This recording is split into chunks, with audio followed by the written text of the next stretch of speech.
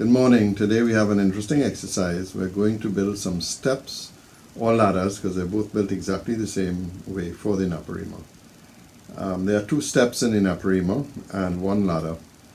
There's a step here in the front of the boat, and there's a step in the back that goes down from the promenade deck down onto the main deck. In terms of dimensions, the height of each stair treader is 8 inches high, and the thickness of the side of the step is 4 inches high. So let's see how we do this. We're going to make a series of cuts on the side of the step and then fit the treaders into these cuts. We're going to build this using the Jim Barnes saw because it's the most versatile of all the saws I have. And we're going to build it in very much using the same technique that we have to build grates. You may have seen this in one of my other videos. We're cutting the groove on the Jim Barnes. Why? Because it has the best set of angular settings on the fence. And we're cutting these at 67.5 degrees. You can cut it at whatever you wish. That just happens to be the setting that we found on the Naparima. One of the lessons learned from previous builds is that when I was making the steps, I would use small pieces of wood on the saw, and that was the final piece, and put the grooves in. But what I found is that it was very hard to hold a small piece, and it was much better to hold a solid big piece of wood and move it across, and it allowed us to make much more accurate cuts as we went along. We've made up an 8-inch spacer which we're going to use to work out the distance between the various treaders. To make the first cut, we put the spacer against the fence and push it against the blade, and that it gets us to the depth, the spacing for the first treader. We take the main stock, put it against the fence, and make the first cut. Now you move the fence back, put the spacer, lock it in place, and then move the piece of wood in.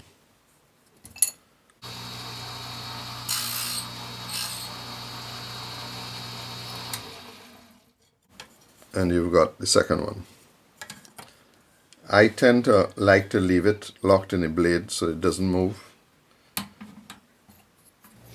If you've seen my videos on making grills and gratings, you realize this is really the same technique, just utilizing the best features of the Jim Barnes saw.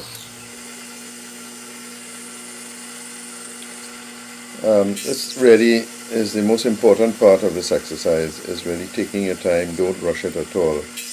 The odds of you making a mistake is pretty high, and all you have to do is push the fence too hard up against the stock, or not push the stock right up against the fence, and you're going to end up making an error. Now remember, you have to cut it the opposite side, so you flip it over, and we change to the other side,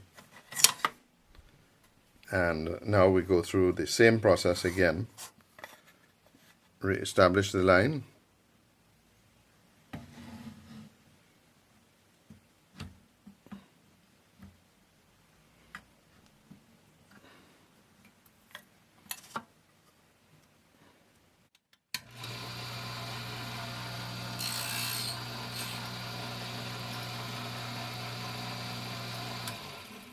and you'll see it's the exact opposite of this piece.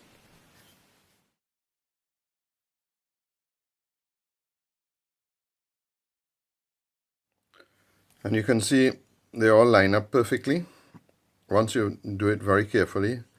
Now, again, I've done this many times and it hasn't been that perfect. So I'm really glad for TV land, it came out perfect this time.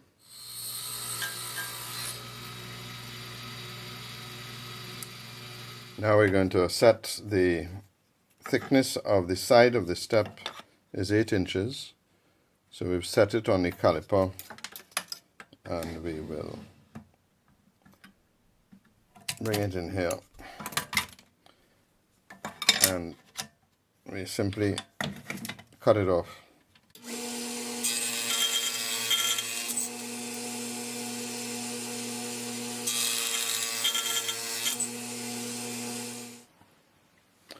The thickness of the side beam is 4 inches, so we set that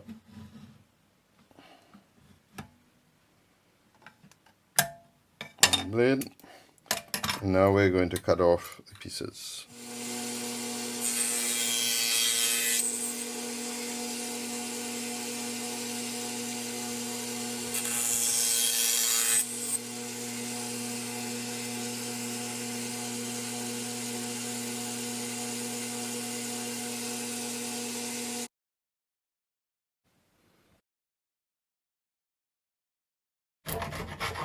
And I use this glass to stick stuff because it's a nice flat surface and relatively easy to clean.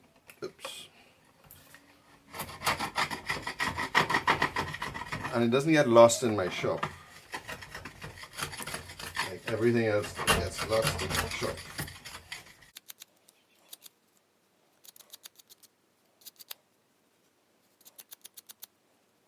So the first thing we do is set it up, and this is my jig, a 90-degree to make sure everything is square, locked.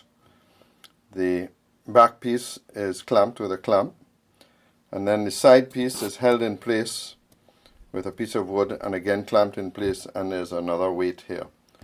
That's to make sure it doesn't move. And then we start putting the pieces in. Now you have a choice. You can actually use PVA. You could even use epoxy. I tend to use instant CA, assemble the whole thing when I'm happy with it because it's in a jig and it's not moving. Then I'll put the CA on it. So here we go. This is when you appreciate that you made it nice and tight because it doesn't move around very much. Here we have it, perfectly set up, perfectly square. So now all we do is put some CA. I use very thin CA simply to help with the cleanup, and then afterwards I'll come and add some thick one just to fill the gaps.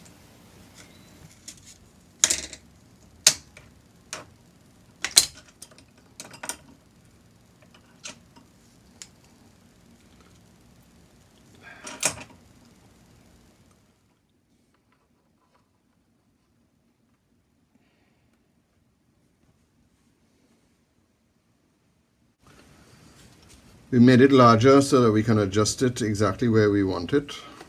We'll cut it on this threader here and let the side still come up. So we cut it just short of this threader.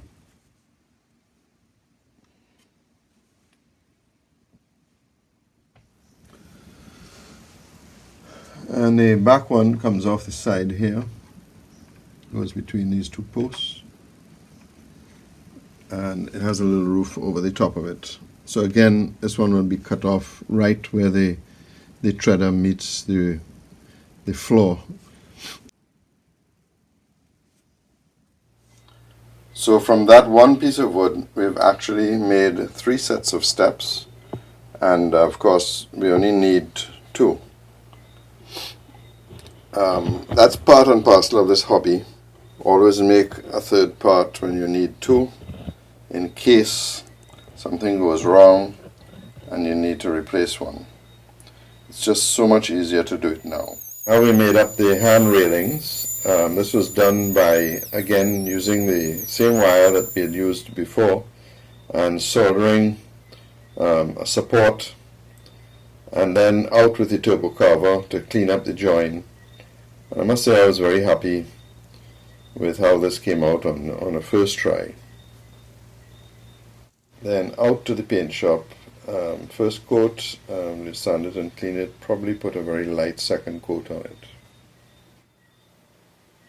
And with that, this concludes the video on making steps and ladders. Remember, the ladders are made exactly the same way. Instead of putting the treaders on at an angle. You'd put them at 90 degrees to the sides of the ladder. And then you can cut the ladder to suit whatever size you want on the table saw. Hope you found this useful, and we'll see you in our next video.